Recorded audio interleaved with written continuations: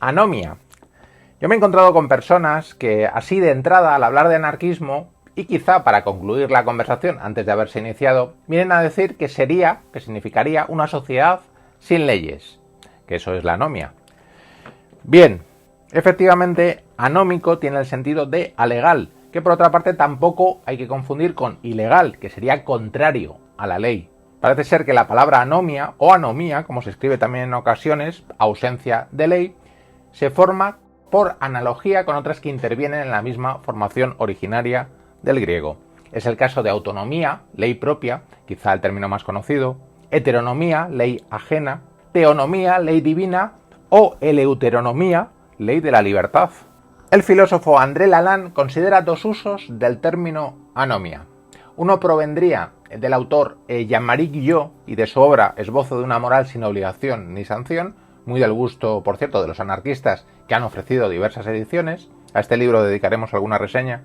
Y según la visión de Guillot, la anomia vendría a ser ausencia de ley fija, y en ese sentido se opone a la concepción kantiana de autonomía. El otro sentido procedería de Emile Durkheim, uno de los padres de la sociología moderna, junto a Weber y Marx, y la anomia sería un estado de desarreglo y de falta de coordinación. Tal y como aparece en el Diccionario de Filosofía de Ferrater Mora, Durkheim considera el trabajo anómico como una de las formas de la división del trabajo anormal, y el suicidio anómico resultaría de una falta de organización. Efectivamente, los dos sentidos filosóficos de la palabra anomia, originados en Guillot y en Durkheim, parecen contraponerse en gran medida, aunque no deja de haber puntos en común.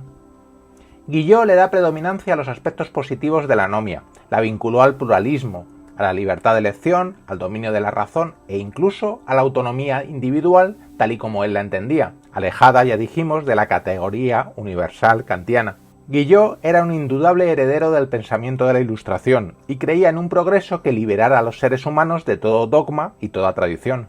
Como puntos coincidentes, Durkheim, al igual que Guillot, realiza una crítica al utilitarismo inglés, a la consideración del ser humano como una abstracción y en su negación de la existencia de principios morales universales. Este autor realizará un giro estrictamente positivo a la sociología, oponiéndose a Comte, y todo intento de convertir la investigación sociológica en una deducción a partir de leyes universales, apostando por el método científico y la búsqueda de leyes que surjan de las expresiones concretas de las relaciones entre los diversos grupos sociales. Nunca leyes universales. Durkheim considera que las personas deben construir su libertad en base al respeto a los demás, a la responsabilidad ciudadana y a la autonomía moral.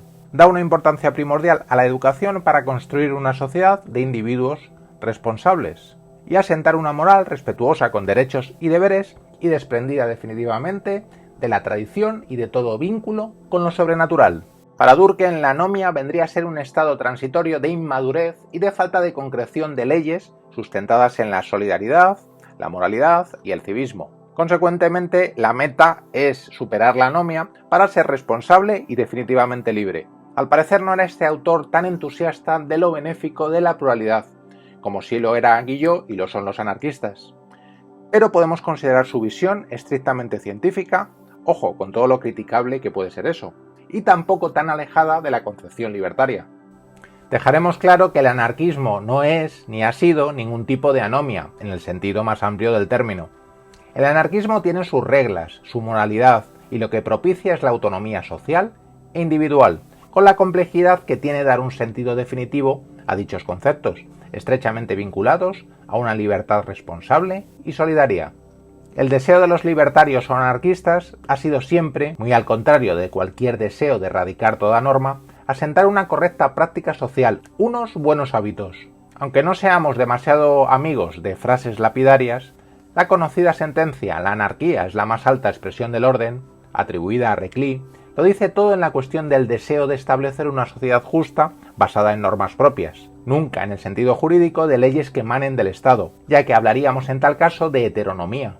La anarquía, tal como la propician las ideas anarquistas, supone la institucionalización, con toda la crítica y la flexibilidad que se quiera, de normas libertarias en la sociedad, la concreción de justicia, libertad e igualdad en la práctica social mediante esas, vamos a llamarlas así, instituciones libertarias. En ellas se producirían, yo creo que no puede ser de otra manera, una radicalización del federalismo con la búsqueda de autonomía en grupos e individuos. Anarquismo no es, por supuesto, ausencia de normas, como tampoco es ausencia de una organización ni de una estructura social. Es más, hablamos de una filosofía que parte del individuo, pero puede entenderse como una potenciación o profundización en lo social. El paradigma estatal supone que veamos las normas como imposiciones y no como formas de relacionarnos con los demás, profundizando en la libertad y la moral. Es tal vez un problema de terminología. Si ley jurídica es sinónimo de imposición, Estado, y de obediencia, jerarquía, la norma, tal y como la podemos entender en una sociedad libertaria, está estrechamente vinculada a la interacción con los demás, a la práctica social y a una justicia y un derecho que solo cobran auténtico sentido en la praxis.